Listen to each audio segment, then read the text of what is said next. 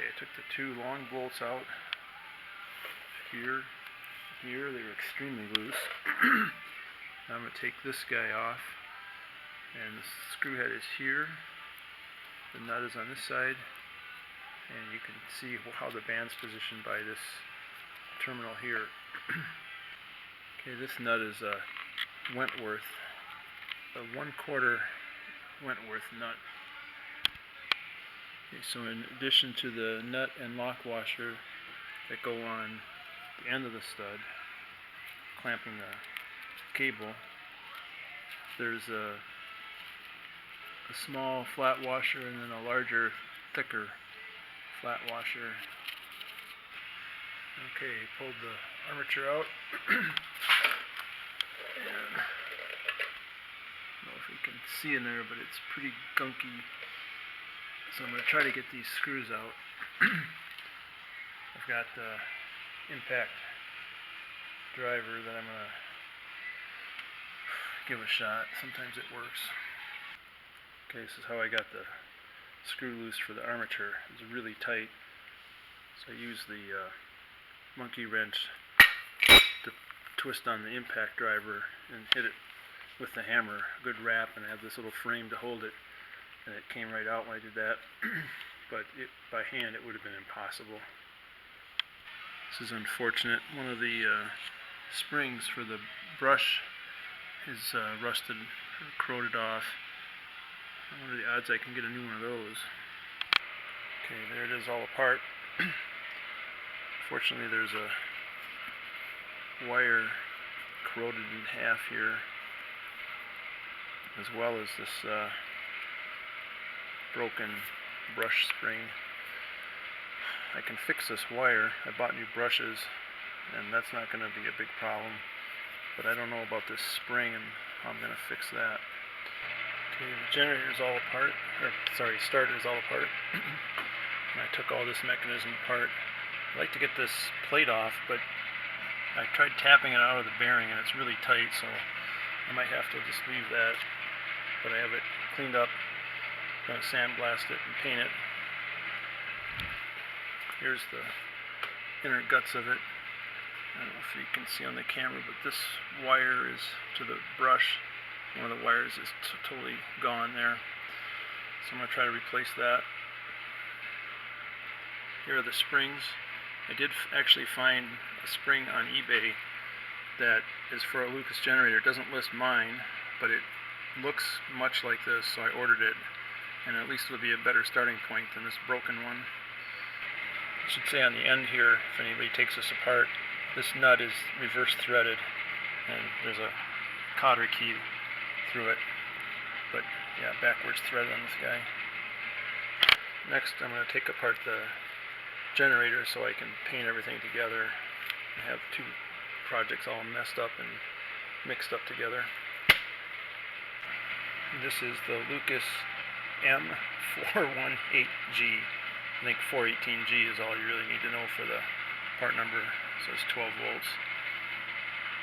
Interestingly, when I looked on eBay and stuff, it seemed like this came up a lot for a TR5 or 6, and I have it on a TR3. I don't know if somebody changed it or what.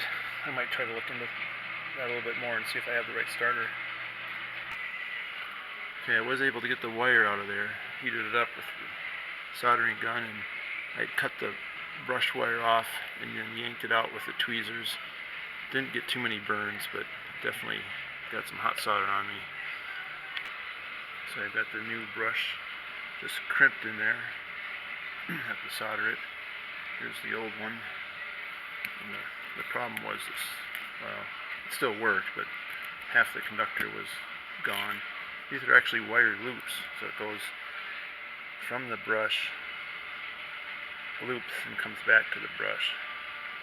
So one of my conductors was broken, although at least it was still working. I hope I'm not going to regret this. But new brush is in. The other brush is really the same, just as good a shape as the new one, so I'm not going to press my luck on that. And I took the cap off the back plate of the starter generator. I lost track. Starter, I guess. And I'm glad I did. There's all kinds of grease just solidified in there. So I'm going to clean that up and try to figure out what to put in there for lubricant. Okay, I cleaned this up very nicely. I got a little too anal. I got in with a dental pick and picked out all the small little crevices and stuff. Had to blast it with soda several times and scrape and then blast. But it really cleaned up quite nicely. And those brushes I'm going to leave. They're in good shape. It's not worth risking any damage to it. Here's a comparison of the new and old brush, so they're almost the same. There's no reason to replace those. Here's the springs I was able to get that aren't for the starter, but they're close. A little wider and a little tighter curve here and more coils. But I was actually able to bend the tab just a little bit and put that in here, and it seems like it works well. So I have that centered on the brush. So I'm going to use the other original springs and just the one new spring where I needed it. Here's the starter cleaned up. I also need fish paper for this to go around in here. There's a strip that goes around in there that was all rotted out. And we have a cap. Now the book says that there's a oil hole. I think it was on here. Maybe it was on the generator for the get at this back shaft. And the reason there's a cap I found in the manual is in case your pinion gear gets wedged in the flywheel, you take the cap off, you put a wrench on here, and you can turn it and get it undone. Doesn't sound like a very fun operation. But we got the one new brush in, and so anxious to put this back together and get it off the bench. Okay, my fish paper finally came in after being sent the first time to the wrong address somewhere in Texas, and they finally shipped it to Wisconsin. But the piece that was in there was all gone after all the time. But it's just in there to insulate these connections to the coils. Hard to see in there. So I cut a new piece and slid in there. Okay, I put the springs in, or the brushes in with the springs behind them. Hopefully you can see here I put a cut off piece of plastic from a zip tie in here to hold that one brush, or actually the two brushes that are fixed to the cap, the end cap, so I could hold them back to put the armature in.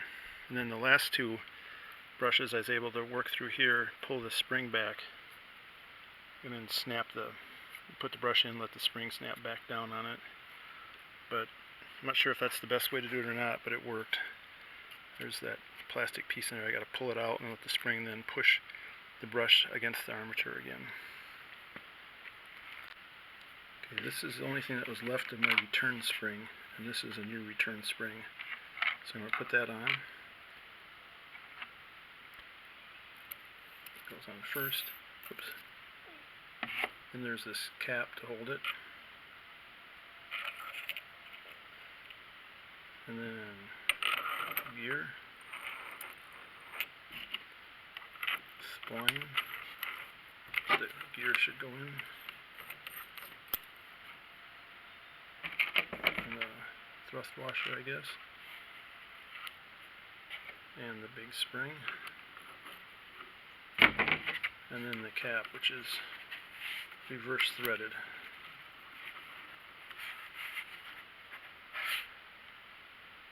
So now my starter is almost back together. There it is, all finished after about a month of waiting for parts and stuff. This return spring didn't return or the return spring didn't push the gear back until I put a drop of oil on there, worked it in. But I'm sure it'll get plenty of oil going forward.